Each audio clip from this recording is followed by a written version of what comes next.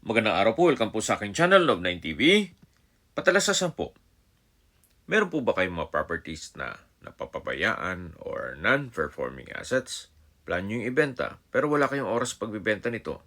Kung ito'y pagkakatiwala nyo po sa amin, tawag lang po kayo sa aking numero, usap po tayo, gawan ko po ng video for free.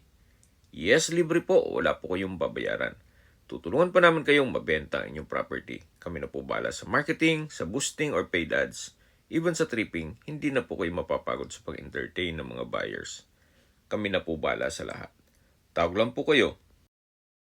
Nandito po tayo ngayon sa Tagaytay kung saan meron po tayong bagong video presentation, isang residential property na may lot area na 254 square meters. Ito po'y titulado, buhay po ang may-ari, kaya wala po kayong maging problema sa documentation o sa transfer ng title. Patag na patag po ang lupa at regular cut. Kaya usable po lahat, walang masasayang. May bakod na po dito sa kabilang side nitong property at dito po sa kabilang side. Ang papabakuran nyo na lang po ay sa likod at dito sa harapan. Kaya makakatipid na po kayo sa pagpabakod nito. Nasa loob po ito ng isang exclusive subdivision na meron pong 24-hour security. At kumpleto rin po ang amenities. Gaya ng clubhouse, function hall, basketball court, parks and playgrounds, at meron din pong swimming pool.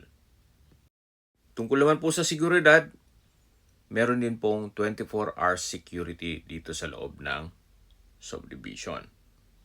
Napakatahimik po ng lugar, sariwang hangin, at malamig po ang klima. Ito po'y nasa mataas na lugar. Ang estimated elevation above sea level ay 2,034 feet.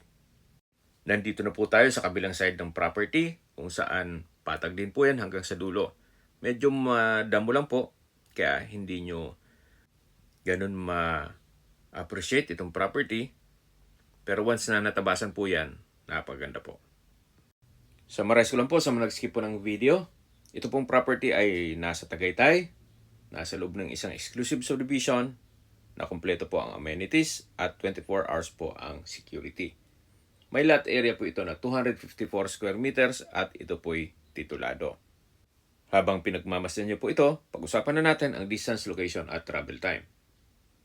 Mula po sa Mendez Crossing, ang distance is 800 meters at ang travel time is 3 minutes. Mula naman po sa Twin Lakes, ang distance is 8 kilometers at ang travel time is 15 minutes.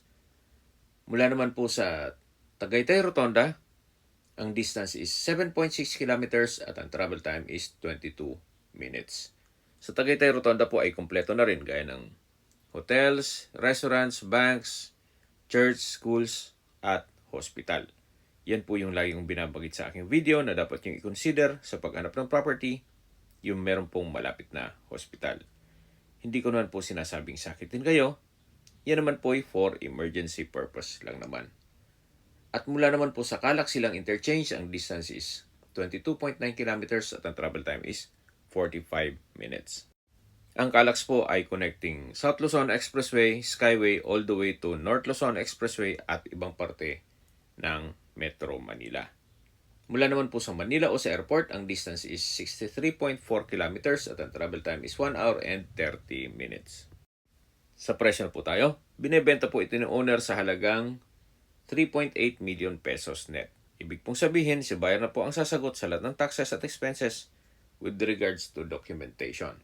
Kung may mga katanungan po kayo, tawag lang po kayo sa aking numero. At sa mga kababayan naman natin nasa ibang bansa, meron din po akong Telegram, sa mga iPhone user man may iMessage, meron din pong Imo, Skype, Viber at WhatsApp. Same number lang po, 0917-316-3399. Sa mga nagtatanong naman po ng aming Facebook, meron po aming Facebook page na Love9TV at Facebook Reels video. Meron din pong TikTok at Instagram. May ibang YouTube channel din po kami na The Love9TV at Love9TV Listings. Sana po naibigyan yung aming video presentation. Paki-like and subscribe na po sa aking channel para ma-update din po kayo sa aking future listings. Kung sakali po hanap niyo yung mas malaking sukat ng lupa, meron din po kami ibang listings na pwede niyong pagpilian. Huwag po kayong makatubiling tumawag sa amin, then let us know your budget para malaman namin kung anong property pwede namin ilok sa inyo. Sa lahat pong viewers, subscriber at nagtiwala po sa amin, salamat po sa suporta. Ingat po kayo lagi at yung pamilya. Maraming salamat po.